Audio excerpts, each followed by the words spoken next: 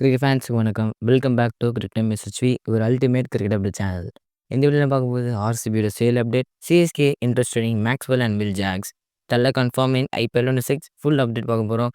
So கடைசி வரை பாருங்க, இந்த வீடியோ ரொம்ப இம்பார்ட்டண்ட்டாக இருக்க போகுது. சிஎஸ்கே பொறுத்த வரைக்கும் Glenn Maxwell and Will Jacks வந்து இம்பார்ட்டண்ட்டாக அவங்க இன்வெஸ்ட் பண்ண போகிறாங்க. எஸ்பெஷலி மேக்ஸ்வெல்ல பிபிஎஸ்லேருந்து ட்ரேட் பண்ண முடிவு பண்ணியிருக்காங்க. 4.6 க்ரோஸுக்கு மணி டீல் வச்சிருக்கலாம். இல்லைனா ரச்சின் ரவீந்திரா போல் பிளேயர்ஸை கொடுத்துட்டு கூட வாங்க முடியும் சிஎஸ்கேவால்.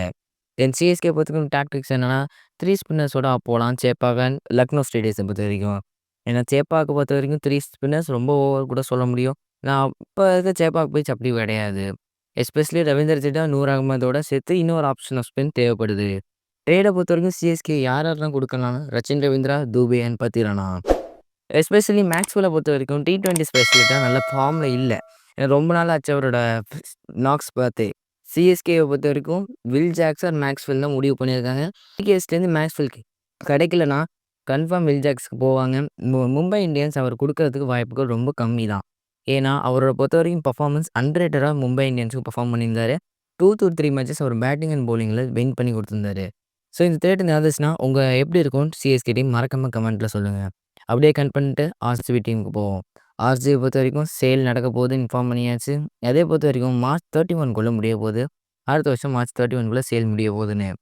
ஆர்சிபி பொறுத்து கரண்ட்டாக ஓன் பண்ணுறது யாருன்னா யுனைடெட் ஸ்பிரைட்ஸ். அண்ட் இந்த யுனைடெட் ஸ்பிரைட்ஸை பொறுத்த வரைக்கும் பார்ட் ஆஃப் டியாகோ. ஸோ ஆர்சிபியோட ஓனர்ஸ் டியாகோ கூட சொல்லலாம். இந்தியாவை பொறுத்த வரைக்கும் லிக்கர் கம்பெனி.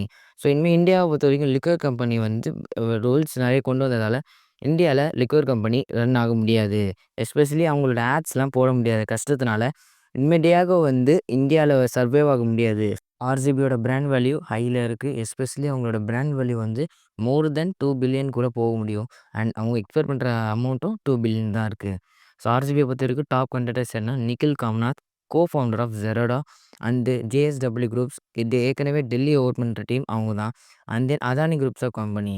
ஸோ இவங்கெல்லாம் டாப் கண்டக்டர்ஸ். ஏற்கனவே அதானியை பொறுத்த வரைக்கும் WPLல குஜராத் ஜெயின்ஸ்னு ஒரு டீம் ஓன் பண்ணியிருக்காரு.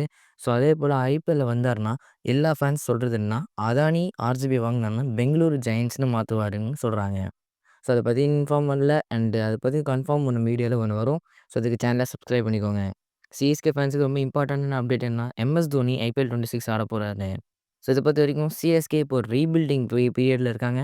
ஃபுல்லாக யங்ஸ்டர்ஸ் மேலே இன்வெஸ்ட் பண்ணணும். அடுத்த 10 இயர்ஸ்க்கு ஒரு நல்ல ஸ்குவாட் அமைக்கிறது தான் சிஎஸ்கேவோட மேனேஜ்மெண்ட்டுக்கு இம்பார்ட்டன்ட். ஸோ எம்எஸ் தோனி இனிமேல் 1 or 2 இயர்ஸ் தான் கன்ஃபார்ம் ஆகிடுச்சு. ஸோ இது லாஸ்ட் இயராக கூட இருக்கலாம். மேபி அவரை பொறுத்த வரைக்கும் சிஎஸ்கே வந்து ஒரு ஸ்ட்ராங்கர் பொசிஷனில் நிறுத்திட்டு தான் ரிட்டைர்மெண்ட் அறிவிப்பார். ஸோ தென் நெக்ஸ்ட் வீடியோவில் நம்ம நிறைய இம்பார்ட்டன்ட் டாபிக்ஸோட வரும். அதுக்கு சேனலை மறக்காமல் சப்ஸ்கிரைப் பண்ணிவிடுங்க. Stay tuned for cricket lovers.